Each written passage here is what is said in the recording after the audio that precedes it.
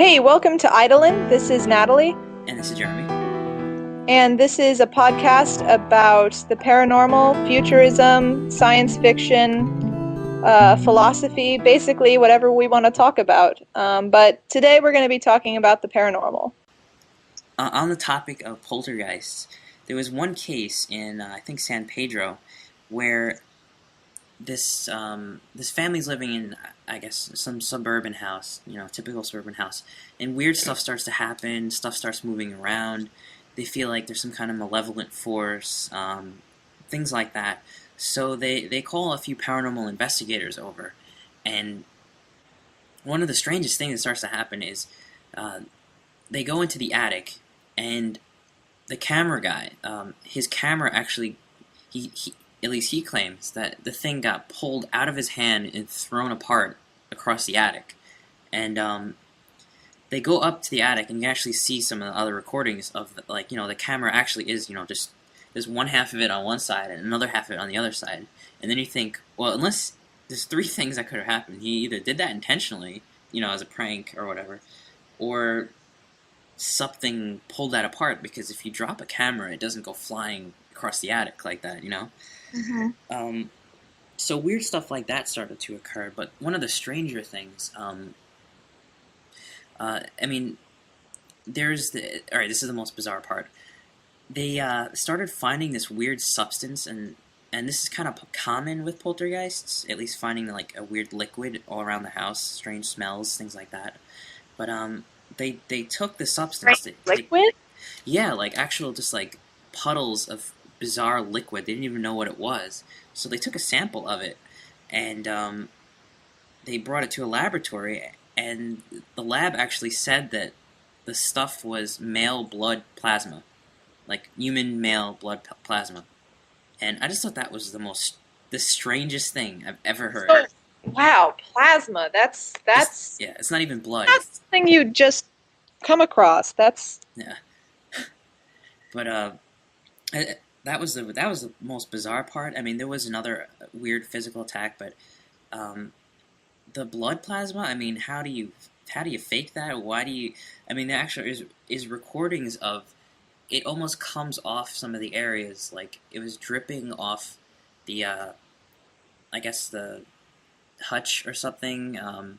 You can actually see it. It's almost like condensation. It's like collecting and dropping into little puddles. It was just so bizarre because, I mean, what does that even mean? I mean, what is this thing doing? Not blood, but blood plasma. Like, this entity seemed to be very physical, very aggressive, and for some reason they got a lot of images of like for instance, the kids in the family started to see this strange figure of like a dead old man standing around. A dead old man? Yeah, they basically said it looked like an old man, but like a corpse. And they just got this malevolent feeling all the time. And one of the strangest things that happened physically to one of the investigators was he actually got attacked by this thing. He was in the attic again, this poor guy. And he actually just feels himself get lifted off the ground. And before he knows it, he's like choking on his shirt. And somehow he got lifted up, and his shirt got hooked onto a nail in the ceiling of the attic, and it's not that tall, by the way. It probably was just like, half a foot up, but the nail had bent down around the shirt to hold him up there, as if it was trying to like choke him. And the other investigator had to like, pry him off this thing to get him down. And this guy, he didn't know what happened. I mean, this thing seems to be, I don't even know what to think of it. But I mean, I've got to say, like, back to the blood plasma, this is going to become completely random, but as a geneticist, like, I'm into genetics, and they should to piss the ghost off, they should just clone whatever genetics is in, and then have the baby of the ghost walking around. That would really piss it off, I bet. I'm sorry, that was random, but you can edit that out later if you want. I wonder if it'd be a reaction. I mean, it would be like, are you kidding? You just cloned me from my blood plasma that it was supposed to freak you out. Damn you! You made a cute little boy out of my evil presence. I mean, there's no better way to get back at a ghost. I mean, unless it really, pulls an how omen. odd would that be to have a house haunted by a ghost of someone and then have a clone of that person living in the... Because then you would never know if it was the ghost themselves or just the clone. It'd be like, oh, there he is. It's like, no, it's just me. Oh. Wow, we're probably gonna edit out that entire part. But nonetheless, that's really quite strange. Yeah.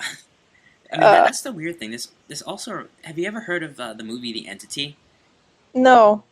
Okay, this is a very disturbing kind of story, but it's the same sort of thing. In Los Angeles, this lady started having these bizarre things happen, stuff flying around. And she also claimed that she was, like, raped by an invisible entity, or like, held down by two others. She said she repeatedly was, violated by this weird force, and she... it's a very, very strange story. They made a movie about it after, the investigators wrote the book about it. It's an old movie. It's, like, from the 80s. Very strange movie. I saw it, like, 10 years ago. And it was very disturbing. But at any rate, she meets these paranormal investigators in a bookstore, and she very awkwardly kind of mentions what's going on, and then they're like, well, okay, we'll come check this out. We don't know who this lady is, or this sounds like a pretty big claim, like being raped by ghosts. I mean, but at any rate, they go to the house, and when they're talking to her, the kitchen cupboard opens up, and a pan just goes flying out straight across the room. So then they're like, maybe something is going on. So they start doing investigations. Weird stuff like that continues to happen, and then eventually it gains so much popularity among paranormal investigators in Los Angeles that they get, I think, at least 10 people, maybe 15, in her house. They have this big event, and she basically says, look, I think it's gonna be around here tonight. It's been acting up. So why don't you have all of your investigators come here, and we'll try to see what we can get on camera and maybe try to get rid of this thing. So they all agree, and there's 15 people in this crowded room, and she's calling out for this entity to appear, and bizarrely enough, and they have this on tape, and they have photographs of it. She's taunting it, saying why don't you show yourself, blah blah blah, and these weird lights just start to appear around the room, almost like giant orbs, but they're greenish, and everybody in the room's seeing this, and then she taunts it more no, I want to see you. This is just a light show. What the hell is this? And this is all on recording, by the way, and all of a sudden, everybody witnesses this weird glowing kind of energy appear in the shape of a person, but not just the top half. Once again, the top half. They never seem to get the bottom half down. But the top half of a person starts to manifest, and it looks like this very strong figure.